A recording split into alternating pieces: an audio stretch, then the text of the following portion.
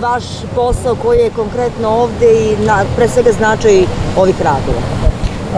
Izvode se redovni radovi na održavanju kompletnog odbrambenog sistema nasipa i same obloge na cijelom potezu od mosta nizvodno, kao što je gradonačelnik rekao, a uzvodno komplet dok je regulisana obala i s time će da se dovede ceo ovaj sistem za odbranu u ispravnu i efikasnu stanje.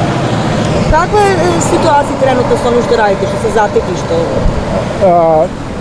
Čisto održavamo ono što je, na primjer, ili na potezu samo rečnog korita, izmuljivanje, čišćenje, što je praktično prošle velike vode su donele.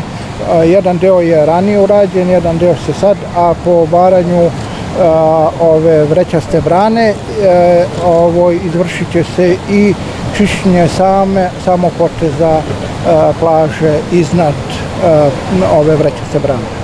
Dobro, a kažete mi, ko je izvođač radova, znate li? Izvođač je Vodoprivreda Požarevac, u sklopu pošto one pokrivaju i kompletan ovaj dio, mislim, što se tiče Belog, Crnog, Timoka i potez prema Knjažu.